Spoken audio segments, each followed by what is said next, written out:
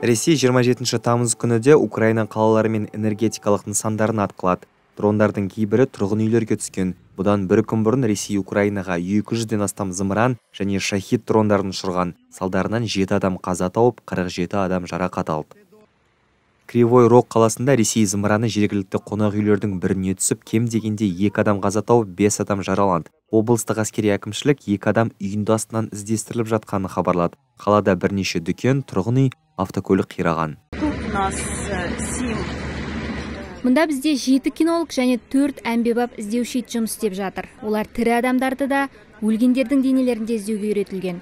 Осылай жұмыс істеп жатырмыз. Жойқын жарылыстың даусын естідім, қатты қорықтым. Кейіннен есімді жиып, жарылыстың жақын жерде болғанын біліп, бой тасаладым. Дабыл қағылғаннан кейін қатты жарылыс болғанын естідім. Балалар қорқып қалды. Олар ұйықтап қалған еді. Телеграм арналардан жарылыс жұмысымның қасында болғанын біліп, бірден осы жерге келдім.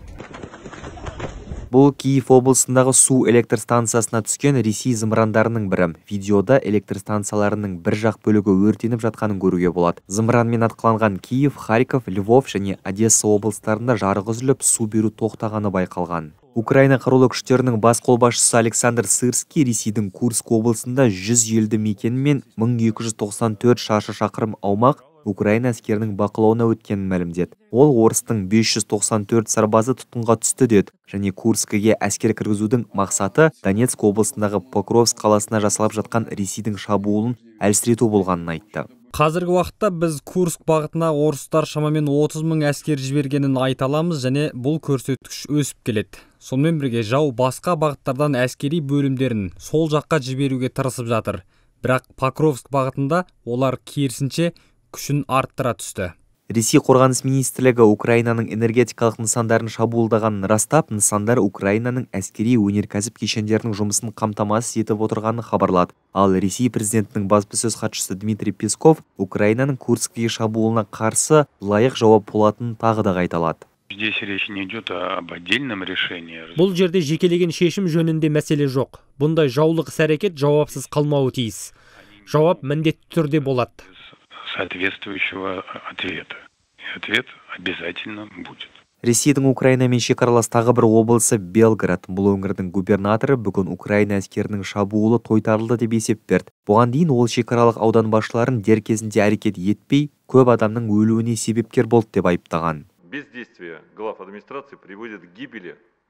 Аудан басшыларының әрекетсіздігі адам өліміне алып келіп жатыр. Соңғы 2 аптада Рикитян және Ивянск аудандары соғыс аудандарына айналды. Воробьевтың баяндамасы көрсеткендей, аудан басшыларының басынан таяқпен ұру ғана қалды ма? Енді басқа қалай? Егер басшылардың іс-әрекеті адамдардың өліміне алып келіп жатса.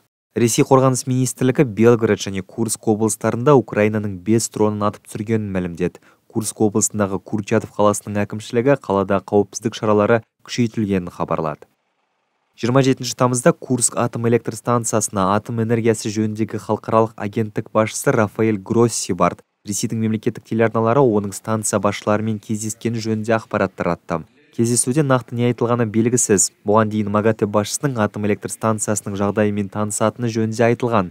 Украина әскері Курск облысына шабуылдаған тұста Ресей президенті Владимир Путин Украинаны Курск атом электр станциясын басып алмақ болды деп айыптаған. Украинаның Курскіге шабуылы соғысты тоқтату жоспарының бір бөлігі деді президент Владимир Зеленский. 27 тамызда журналистерге арнап баспасөз конференциясын өткізген ол, келесі айда бұл жоспарды ақш-тың қазіргі президенті Джо Байденге және алдағы сайлаудағы үздік 2 кандидат Камала Харрис пен Дональд Трампқа ұсынатынын айтты. Сондай-ақ ол елдің экономикасын көтеру үшін соғыс басталғанда шетелге қашқан 7,5 миллион азаматты елге қайтаруға жетті. Конференцияда Зеленский мәлімдеген жаңалықтың бірі Украина жасап шығарған баллистикалық зымыран туралы болды. Сөзінше зымыран сынақтан сәтті өткен. Думав, що рано про це говорити, але хотілося б, щоб була оцінка суспільства. Бұны айту ертерек шығар деп ойлап едім. Біздің қорғаныс саласындағы кәсіпорындарымыздың жұмысына қоғамның лайық баға бергені дұрыс. Украинаның ең алғашқы баллистикалық зымыраны сынақтан сәтті өтті. Және бұл ұжымды шын жүректен құттықтаймын. Басқа ақпарат айта алмаймын. Деталі про цю ракету більше не можу поділитися, але тим не менш.